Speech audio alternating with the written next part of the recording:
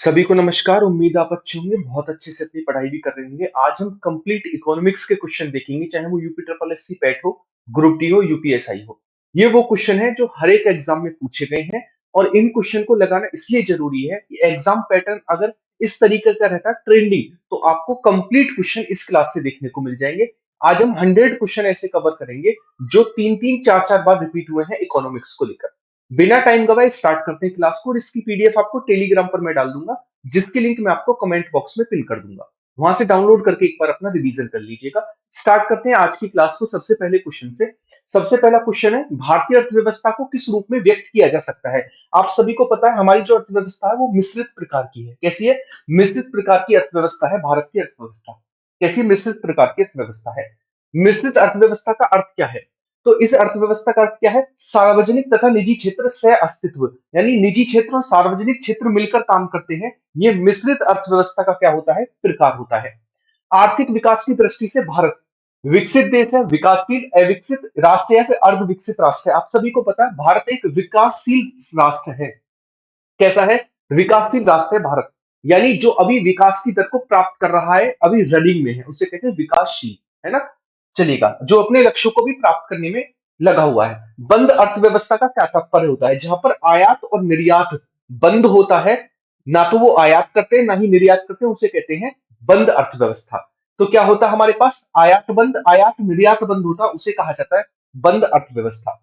आर्थिक विकास का क्या तात्पर्य है? आर्थिक विकास, घरेलू उत्पादन में वृद्धि, बिल्कुल सही बात है। उत्पादन क्षमता में वृद्धि, बिल्कुल सही बात है। आय का समान वितरण एवं आत्मनिर्भरता, बिल्कुल सही बात है। यानी ये सभी सभी हमारे पास किसके प्रारूप है? आर्थिक विकास के प्रारूप है। ये सभी काम होंगे तभी हमारा आर्थिक विकास होगा। नेक्स्ट क्वेश्चन है, अर्थव्यवस्था के प्राथमिक क्षेत्र में कौन शामिल होते हैं? देखो, प्राथमिक क्षेत्र में कृषि और उनके उत्पाद होते हैं। सेकेंडरी में हमारे पास उद्योग होते हैं, और टर्सरी में हमारे पास होते हैं जितनी भी सेवाएं होती हैं। एलआईसी हो गई, बस सेवा हो गई, ट्रक सेवा हो गई, एजुकेशन हो गई, ये जितनी भी सेवाएं टर्सरी क्षेत्र के अंतर्गत आती हैं। तो कृषि, वन और उत्खनन, ये सभी के सभी क्या आते हैं? प्राइमरी क्षेत्र के अंतर्गत आते हैं। अगला क्वेश्चन लेते हैं, सेवा क्षेत्र अर्थव्यवस्था के किस क्षेत्र में आता है? तो मैंने बताया टर्सरी यानी तृतीय क्षेत्र में आता है। सेकेंडरी में उद्योग आते हैं। अगला क्वेश्चन लेते हैं, भारत में राष्ट्रीय आय की गणना का कार्य करता है कौन? करता है राष्ट्रीय गणना का कार्य जो है वो किसके द्वारा किया जाता है? तो राष्ट्रीय गणना का कार्य जो है वो किसके द्वारा, किस क्षेत्र के द्वारा किया जाता है? वह केंद्रीय सांख्यिकी संगठन के द्वारा, है ना? सीएसओ के द्वारा किया जाता है, केंद्रीय सांख्यिकीय संगठन के द्वारा। राष्ट्रीय आय की गणना का आधार वर्ष क्या है? तो उससे पहले 5-6 हुआ करता था, वर्तमान में 2011-12 आधार वर्ष है किसका? राष्ट्रीय आय की गणना का। भारत की राष्ट्रीय आय का सर्वप्रथम अनुमान किसने लगाया था? तो ये व्यक्ति थे दादा भाई नौरोजी, है ना? दादा भाई नौरोजी के द्वारा अनुमान लगाया गया था। इंडिया विजन 2020 क्या है? तो इंडिया विजन 2020 क्या है? तो आप कहेंगे योजना आयोग द्वारा भारत को 2020 तक विकसित राष्ट्र बनाना ही क्या है हमारे पास? इंडिया विजन 2020 है। अगला क्वेश्चन लेते हैं, भारत में बेरोजगारी के आंकड़े कौन तैयार करता है? तो भारत में बेरोजगारी के आंकड़े राष्ट्रीय नमूना सर्वेक्षण संगठन के द्वारा तैयार किए जाते हैं, एनएसएसओ के द्वारा। तो शॉर्ट फॉर्म भी आ सकती है, एनएसएसओ के द्वारा इसके आंकड़े तैयार किए जाते हैं। भारत में बेरोजगारी की किस्म पाई जाती है? भारत में किस प्रकार की बेरोजगारी? तो भारत में संरचनात्मक बेरोजगारी है। कैसी संरचनात्मक बेरोजगारी है भारत में? नेक्स्ट, राज्य एवं राष्ट्रीय स्तर पर गरीबी का अनुमान लगाने के लिए योजना आयोग किसका प्रयोग करता है? किसका प्रयोग करता है? तो इसके लिए योजना आयोग जो है डीटी लक्कड़वाला समिति जो है उसका यूज करता है। भारत में रोजगार के अवसर उत्पन्न करने की दर किस क्षेत्र में सर्वोच्च रही है? आजादी के समय पर ये थी कृषि में, लेकिन वर्तमान में यही है किसमें? निर्माण यानी कंस्ट्रक्शन में सर्वाधिक है वर्तमान में। पहले कृषि में थी, अब किसमें है? अब निर्माण में है वर्तमान में। ठीक है। नेक्स्ट, अंत्योदय कार्यक्रम का उद्देश्य क्या था? अंत्योदय कार्यक्रम किससे संबंधित था? तो आप कहेंगे गरीबी, गरीबों में सर्वाधिक गरीब की मदद करना, या फिर अनुसूचित जनजातियों के स्तर में सुधार करना। क्या था इसका? तो ये था गरीबों में सर्वाधिक गरीब की मदद करना ही अंत्योदय कार्यक्रम का उद्देश्य था। इसमें खाद्यान्न दिए जाते थे फ्री में। वर्ल्ड डेवलपमेंट रिपोर्ट कौन प्रकाशित करता है? तो वर्ल्ड डेवलपमेंट रिपोर्ट रिपोर्ट जो है वर्ल्ड बैंक के द्वारा प्रकाशित की जाती है। मानव विकास सूचकांक एचडीआई किस अर्थशास्त्री की देन है? तो महबूब उल हक की देन है। क्या? मानव विकास सूचकांक एचडीआई। अगला क्वेश्चन है, मानव विकास सूचकांक में शामिल होते हैं जीवन प्रत्याशा बिल्कुल शामिल होती है, साक्षरता दर बिल्कुल शामिल होती है, प्रति व्यक्ति राष्ट्रीय आय बिल्कुल शामिल होती है। ये सभी के सभी किसमें शामिल होते हैं? ये सभी की सभी मानव विकास सूचकांक यानी एचडीआई में शामिल होते हैं। राष्ट्रीय ग्रामीण रोजगार गारंटी योजना कब प्रारंभ हुई? तो इसको लेकर बात करें तो ये 2 फरवरी सन 2006 को स्टार्ट होती है, राष्ट्रीय ग्रामीण रोजगार गारंटी योजना 2 फरवरी 2006 को। अगला क्वेश्चन है, भारत निर्माण योजना संबंधित है किससे? तो भारत निर्माण योजना का संबंध किससे है? तो भारत निर्माण योजना जो है भारत की नदियों को आपस में जोड़ना, जी नहीं, भारत के ग्रामीण अधिसंरचनात्मक विकास से, भारत में सड़कों की मजबूत करना, भारत को एकजुट रखना, किससे संबंधित है भारत निर्माण योजना? तो भारत निर्माण योजना जो है भारत के ग्रामीण अधिसंरचना के विकास से संबंधित है भारत निर्माण योजना। नेक्स्ट क्वेश्चन है, प्रधानमंत्री ग्राम सड़क योजना कब प्रारंभ हुई? प्रधानमंत्री ग्राम सड़क योजना 15 अगस्त, ये स्टार्ट होती है 25 दिसंबर सन 2000 को स्टार्ट होती है प्रधानमंत्री ग्राम सड़क योजना। अगला क्वेश्चन है, राजीव गांधी श्रमिक कल्याण योजना कब प्रारंभ हुई? राजीव गांधी, तो 1 अप्रैल सन 2005 को स्टार्ट होती है राजीव गांधी श्रमिक कल्याण योजना। अगला क्वेश्चन है, भारत में योजना निर्माण का उद्देश्य क्या है? तो योजना निर्माण का उद्देश्य राष्ट्रीय आय में वृद्धि करना, बिल्कुल सही बात है। आय और संपत्ति में असमानताओं को घटाना, बिल्कुल सही बात है। निर्धनता उन्मूलन, बिल्कुल सही बात है। यानी ये सभी इसके उद्देश्य हैं किसके? भारत में योजना निर्माण के, यानी योजनाओं का निर्माण होगा तो ये सारी की सारी चीजों पर काम किया जाएगा। अगला क्वेश्चन है, पंचवर्षीय योजना बनाने की जिम्मेदारी किसकी होती है? तो पंचवर्षीय योजना बनाने की जिम्मेदारी योजना आयोग की होती है। जब उस समय पर योजना आयोग था, अब तो पंचवर्षीय योजना खत्म हो गई है, 2012 से लेकर 17 तक अंतिम थी। तो ये क्वेश्चन पूछा जाएगा किस तरीके से पंचवर्षीय योजना बनाने का कार्य किसका था? तो ये किसका था? योजना आयोग का था, है ना। नेक्स्ट आगे की ओर बढ़ते हैं, पंचवर्षीय योजना का अंतिम प्रारूप कौन अनुमोदित करता है? पंचवर्षीय योजना का राष्ट्रीय विकास परिषद, योजना आयोग, केंद्रीय मंत्रिमंडल, कौन लास्ट लास्ट अनुमोदन कौन देता है? तो लास्ट अनुमोदन जो है राष्ट्रीय विकास परिषद के द्वारा दिया जाता है। 1952 में इसकी स्थापना की गई थी। योजना आयोग की स्थापना कब की गई थी? तो योजना आयोग की स्थापना 15 मार्च, सॉरी, योजना आयोग की स्थापना, हाँ, 15 मार्च 1950 को की गई थी योजना आयोग की स्थापना। अगला है, नीति आयोग का पदेन अध्यक्ष कौन होता है? तो नीति आयोग के पदेन अध्यक्ष होते हैं प्रधानमंत्री, और सबसे पहले यही लेकर आए थे नरेंद्र मोदी। तो पहले पदेन अध्यक्ष भी कौन थे? नरेंद्र मोदी थे नीति आयोग के। भारत में योजना आयोग की स्थापना की गई, किसके द्वारा स्थापना की गई? संसद के एक अधिनियम के द्वारा, केंद्रीय मंत्रिमंडल के एक प्रस्ताव के द्वारा, किसके द्वारा इसकी स्थापना की गई? तो केंद्रीय मंत्रिमंडल के एक प्रस्ताव के द्वारा जो है भारत में योजना आयोग की स्थापना की गई। राष्ट्रीय विकास परिषद का अध्यक्ष कौन होता है? तो राष्ट्रीय विकास परिषद का अध्यक्ष जो है वो कौन होते हैं? क्या वो प्रधानमंत्री होते हैं? बिल्कुल सही बात है, प्रधानमंत्री होते हैं। बाद में इन्हीं का कंपाइलेशन बनाया गया नीति आयोग। अगला, भारत में पहली पंचवर्षीय योजना कब स्टार्ट होती है? तो पहली पंचवर्षीय योजना जो है वो 1951 से लेकर और 56 के बीच रही पहली पंचवर्षीय योजना, 1951 से लेकर 56 के बीच। प्रथम पंचवर्षीय योजना का मुख्य बल किस क्षेत्र पर था? तो प्रथम उद्देश्य था कृषि पर, और सेकंड का पंचवर्षीय योजना योजना विकास किस मॉडल पर आधारित थी? तो सेकंड पंचवर्षीय योजना जो है पीसी महालनोबिस मॉडल पर आधारित थी। पीसी महालनोबिस। राष्ट्रीय विकास परिषद का गठन कब किया गया? तो राष्ट्रीय विकास परिषद 1952 में बनाई गई। 1952 में भारत में योजना अवकाश था, तो आप याद रखेंगे 1966 से लेकर 69 के बीच योजना अवकाश रहा। तो 1966 के सूखे के बाद भारत में योजना अवकाश आया। क्या है? योजना अवकाश आया। निम्नलिखित में से किस इस्पात कारखाने की स्थापना सेकंड पंचवर्षीय योजना में की गई? राउरकेला, भिलाई, दुर्गापुर। जी हाँ, इन तीनों की स्थापना जो है सेकंड पंचवर्षीय योजना 1956 से लेकर 61 के बीच की गई। अगला क्वेश्चन है, गरीबी हटाओ तथा आत्मनिर्भरता की प्राप्ति किस पंचवर्षीय योजना का मुख्य उद्देश्य था? तो ये थी पांचवी पंचवर्षीय योजना गरीबी हटाओ। कौन सी? गरीबी हटाओ। 10वीं पंचवर्षीय योजना के अंतर्गत कितने प्रतिशत वार्षिक विकास दर निर्धारित की गई थी? तो वार्षिक विकास दर जो है 10वीं पंचवर्षीय लेते हैं, 12वीं पंचवर्षीय योजना की अवधि क्या थी? तो लास्ट थी, ये अंतिम थी, जो कि 2012 से लेकर 2017 के बीच थी 12वीं पंचवर्षीय योजना। 12वीं पंचवर्षीय योजना में कितने प्रतिशत की वार्षिक वृद्धि दर का लक्ष्य रखा गया था? ये थी हमारे पास 8.2, 8.2 का लक्ष्य रखा गया था 12वीं पंचवर्षीय योजना में। निम्नलिखित में से केंद्र सरकार द्वारा लगाए जाने वाले कर कौन से हैं? तो सीमा कर, आयकर, निगम कर। जी हाँ, बिल्कुल, ये सारे के सारे कर जो है वो केंद्र सरकार के द्वारा लगाए जाते हैं, और ये अप्रत्यक्ष कर हैं सारे के सारे। निम्नलिखित में से कौन सा अप्रत्यक्ष कर है? तटकर, सीमा कर, उत्पादन कर, जी बिल्कुल, ये सभी के सभी हमारे पास क्या है, ये सभी के सभी इनडायरेक्ट टैक्स है। नेक्स्ट, रेखी समिति का संबंध किससे है? रेखी समिति प्रत्यक्ष करों से, अप्रत्यक्ष करों से संबंधित थी रेखी समिति, इनडायरेक्ट टैक्सेस से। तो कई बार एग्जाम में क्वेश्चन बनता है रेखी समिति का संबंध किससे था? इनडायरेक्ट टैक्स से संबंधित थी रेखी समिति। अगला क्वेश्चन आता है राजा चलैया समिति का संबंध किससे है? बात करें तो ये कर सुधारों से संबंधित थी राजा चलैया समिति। कर सुधार। 14वें वित्त आयोग के अध्यक्ष कौन थे? 14वें वित्त आयोग के अध्यक्ष कौन थे? तो आपको बताना 14वें वित्त आयोग के अध्यक्ष को लेकर बात करें, ये थे वाईवी रेड्डी। कौन थे? वाईवी रेड्डी थे। नेक्स्ट, वैट किस प्रकार का कर है? वैट।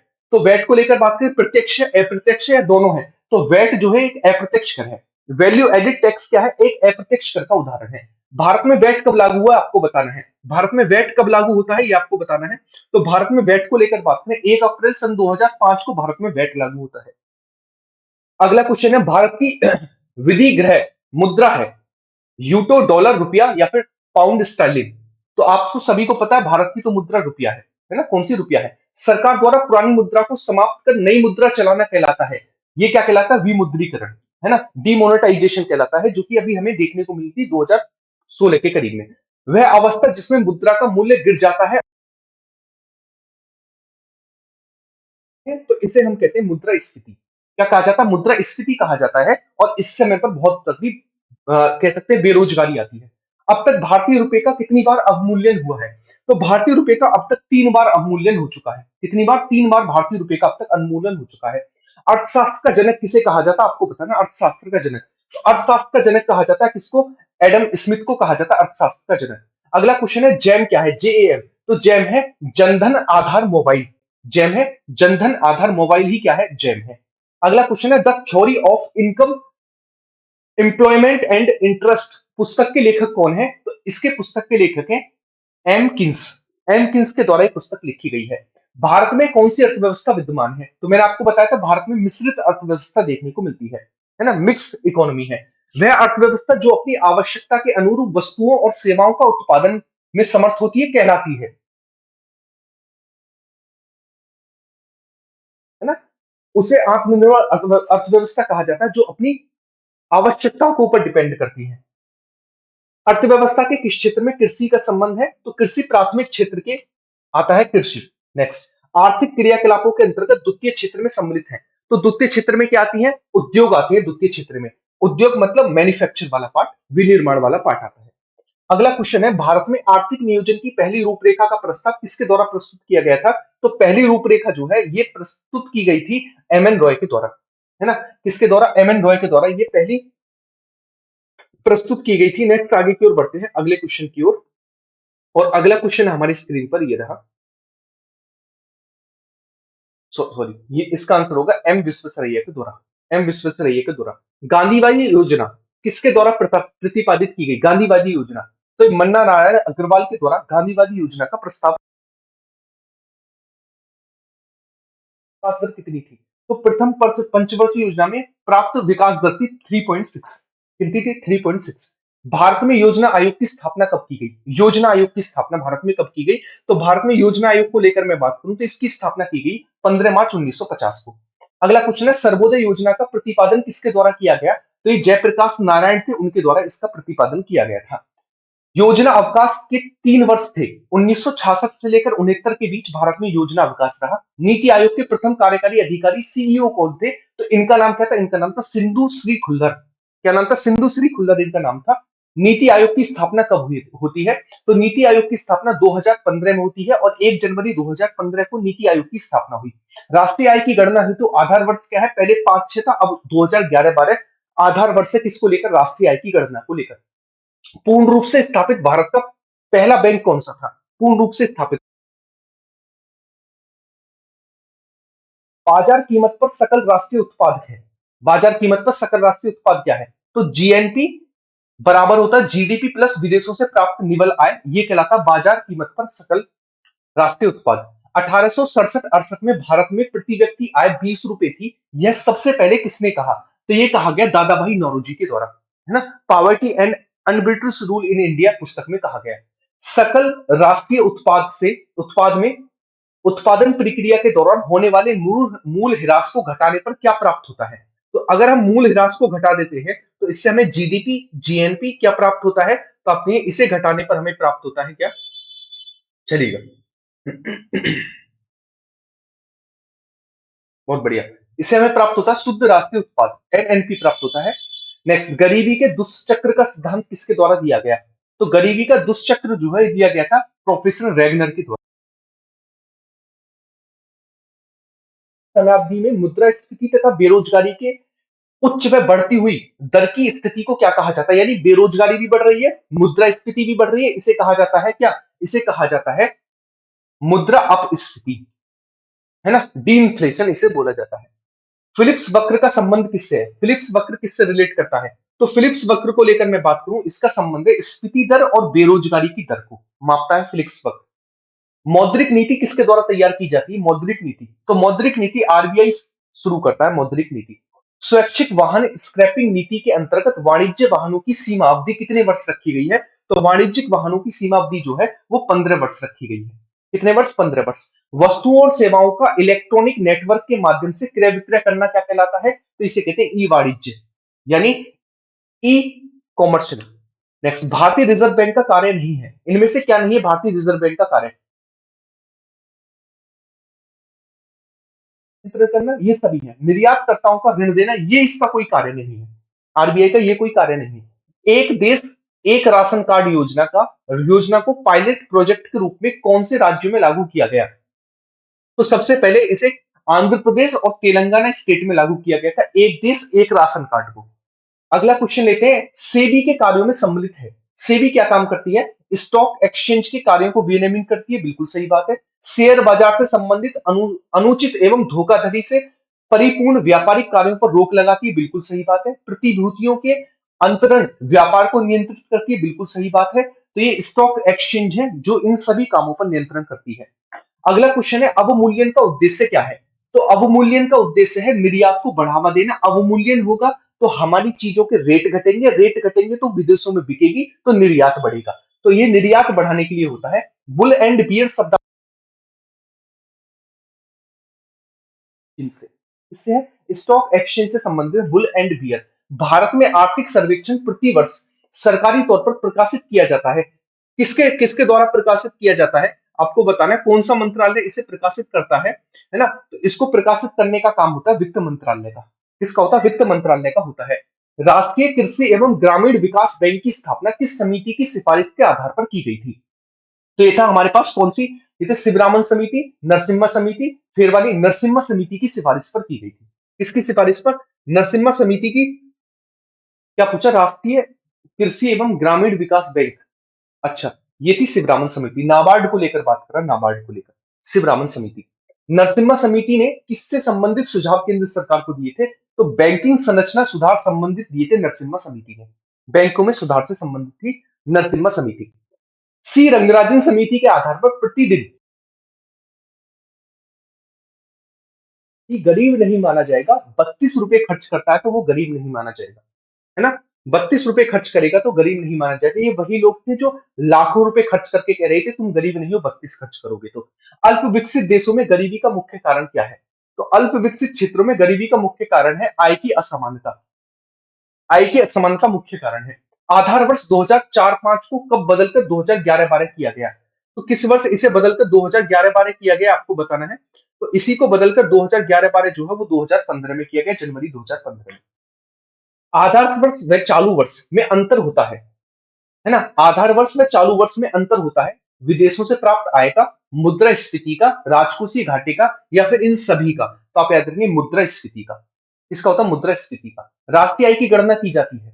राष्ट्रीय आय की गणना उत्पादन विधि द्वारा, व्यय विधि द्वारा, आय विधि द्वारा, इन सभी के द्वारा की जाती है। ये सभी गणना की विधियां। पूरे राष्ट्र की आय डिवाइडेड बाई जनसंख्या, तो प्रति व्यक्ति आय आ जाएगी। तो राष्ट्रीय आय डिवाइडेड बाई कुल जनसंख्या भारत की। मुद्रा की क्रय शक्ति में कमी आने को क्या कहा जाता है? यानी मुद्रा की कमी आ रही है तो इसे कहा जाता है मुद्रास्फीति, है ना? बहुत ज्यादा महंगाई बढ़ जाती है तो बहुत ज्यादा रुपए देकर हमें छोटी चीज मिल पाती है तो इसे कहते हैं इसकी क्रय शक्ति घट गई है मुद्रा की, है ना? नेक्स्ट अगला क्वेश्चन, भारत में कर्मचारियों के महंगाई भत्ते के निर्धारण आधार क्या है? राष्ट्रीय आय, प्रति व्यक्ति आय, जीवन स्तर, या फिर उपभोग मूल्य सूचकांक? किसके आधार पर ये दिया जाता है, आपको याद रखना है, ये दिया जाता है उपभोक्ता मूल्य सूचकांक, है ना, कंज्यूमर प्राइस इंडेक्स के आधार पर। नीति आयोग के पदेन अध्यक्ष कौन होते हैं? तो पदेन अध्यक्ष होते हैं प्रधानमंत्री जी। कौन होते हैं? प्रधानमंत्री। उपयोगिता से क्या अभिप्राय है? उपयोगिता से क्या अभिप्राय है? किसके लिए यूज होता है उपयोगिता? तो उपयोगिता है आवश्यकता को संतुष्ट करने वाली शक्ति को कहते हैं उपयोगिता, है ना, उपयोगिता कहा जाता है।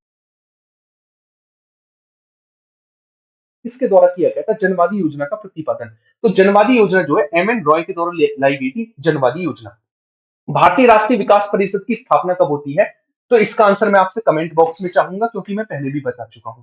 नेक्स्ट, कोविड-19 के प्रभाव के बाद भारतीय अर्थव्यवस्था का रिकवरी शेप कैसा हो गया है? तो इसका शेप हो गया है वी आकार का। इस तरीके से घटा फिर बढ़ा, वी आकार का हो गया है। नेक्स्ट, भारत सरकार के प्रोत्साहन पैकेज आत्मनिर्भर भारत अभियान की आवंटित राशि कितनी है? कितनी राशि आवंटित की गई है आपको बताना है। तो इसके लिए 20 लाख करोड़ रुपए आवंटित किए गए हैं। और आज का लास्ट क्वेश्चन देखते हैं, 101वां क्वेश्चन, और इसकी उम्मीद भी मैं करूंगा आप इसका आंसर भी होमवर्क में करेंगे और मुझे बताएंगे। इतने कम समय में आपके 100 क्वेश्चन मैंने कवर करा दिए, और ये सारे के वो क्वेश्चन थे जो एग्जाम में बनते।